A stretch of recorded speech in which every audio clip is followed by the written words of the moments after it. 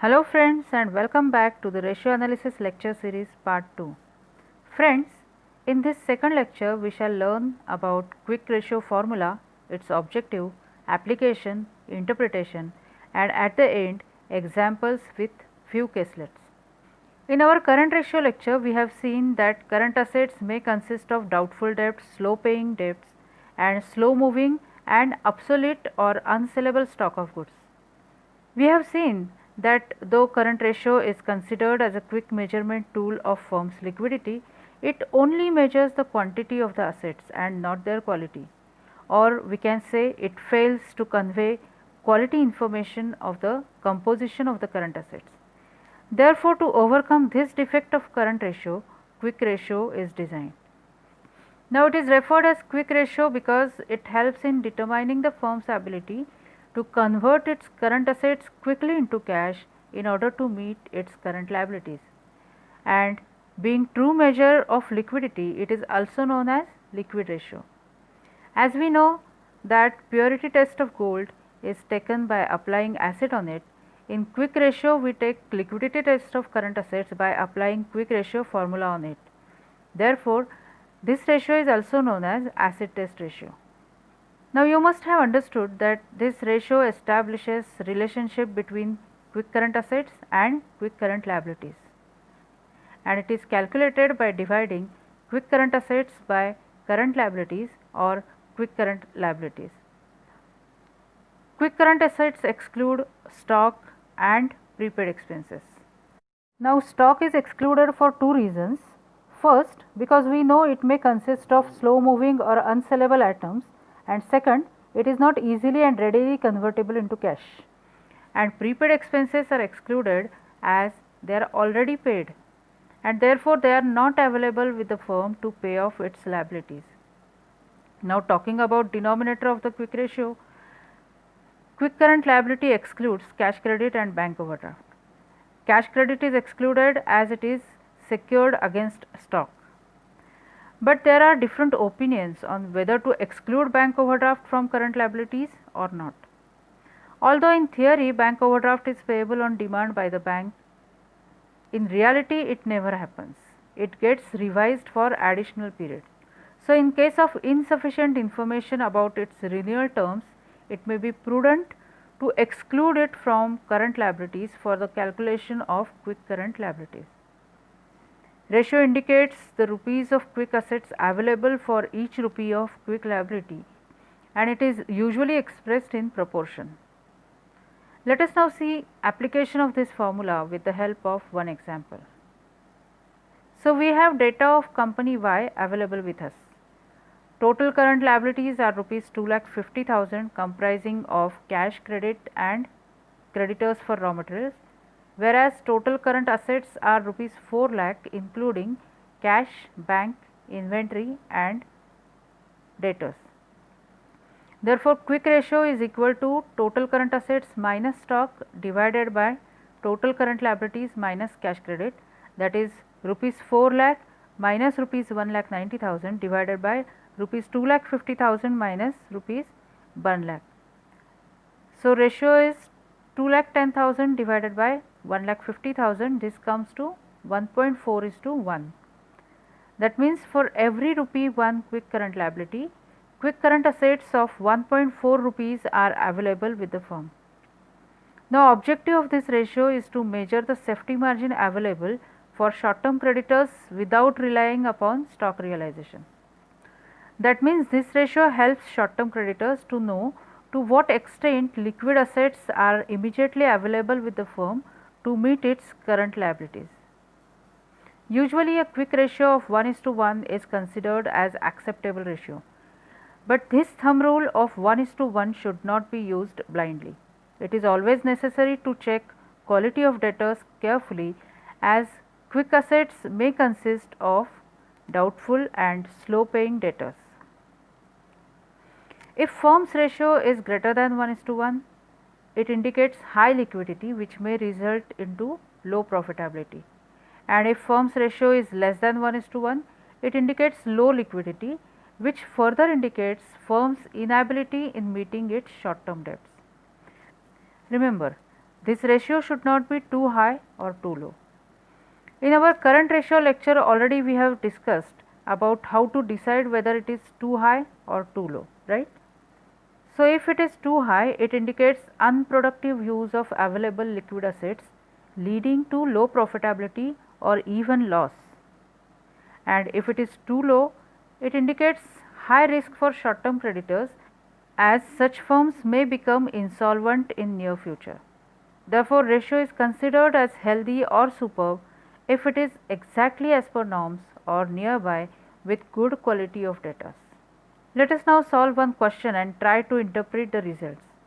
Okay, so here we have data of two companies A and B. First, check composition of total current liabilities of company A. Liabilities consist of creditors for raw material and outstanding expenses. So we are considering total current liabilities of rupees 1,50,000 as quick current liabilities, whereas total current assets of rupees 3,15,000 consist of cash, inventory and debtors. So here quick current assets are only cash and debtors. Therefore, quick ratio is equal to total current assets minus stock, that is rupees 3,15,000 minus rupees 1,50,000 divided by total current liabilities rupees 1,50,000. This comes to 1,65,000 divided by 1,50,000. So ratio is 1.1:1. Now look at data of company B. Again check the composition of total current liabilities of company B. Liabilities consist of only creditors for raw material. So quick current liabilities are rupees 1,60,000, whereas total current assets of rupees 3,26,000 consist of cash, marketable securities, inventory and debtors. So here quick current assets are cash, marketable securities and debtors. Therefore, quick ratio is equal to total current assets minus stock divided by quick current liabilities, that is rupees 3,26,000 minus rupees 1,50,000 divided by rupees 1,60,000. This comes to 1,76,000 divided by 1,60,000. So final ratio is 1.1:1. Oh, we can see that liquid ratio for both the companies is 1.1:1. Both are equal and both are greater than standard ratio 1:1. Fine. Now before giving concluding remark, let us check the composition of quick current assets of both the companies. In company A, actual cash is rupees 15,000, whereas in company B, total of cash and cash equivalents is rupees 1 lakh. We can see in company A about 90% of total quick current assets are debtors, which may consist of slow paying and doubtful debtors, whereas in company B about 57% of total quick current assets consist of highly liquid assets. Now we don't have much information about quality of debtors of both the companies. So looking at proportion of highly liquid assets, we can say that liquidity position of company B is better than company A. Moving to next question. Question is quick ratio of company X is 1:1. State whether it will improve, decline or will have no change in each one of the following cases. Okay. So here quick current assets are equal to quick current liabilities as ratio is 1:1. So first transaction is payment of current liability.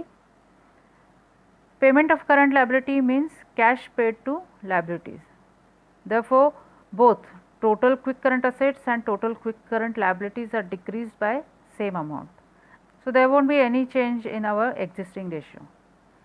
Next transaction, sale of stock in trade for cash. Stock is converted into cash. Now stock is not part of quick current assets. Therefore, quick current assets are increased by amount of cash, whereas there is no change in quick current liabilities. So ratio will improve. Cash collected from debtors. There is only conversion of one quick current asset into another quick current asset by same amount. So there won't be any change. Redemption of debenture for cash. Cash paid to debenture holders. Debentures are long term liabilities. So there won't be any change in quick current liabilities. Whereas quick current assets are decreased by the amount of cash paid to debenture holders. So it will decline, the ratio will decline. Bills payable discharged means bills are paid in cash. So again, both the total quick current assets and total quick current liabilities are decreased by the same amount, so there won't be any change. The purchase of stock in trade on credit. Stock is not part of quick current assets, so quick current assets will remain same, whereas it is purchased on credit, so our liabilities will increase by the amount of credit, so ratio will decline. And conversion of debentures into equity shares. Debentures and shares both are long term liabilities, therefore both quick current assets and quick current liabilities will remain unchanged, so there won't be any change. Now please keep in mind that in this question quick ratio was 1:1, means quick current assets were same or equal to quick current liabilities.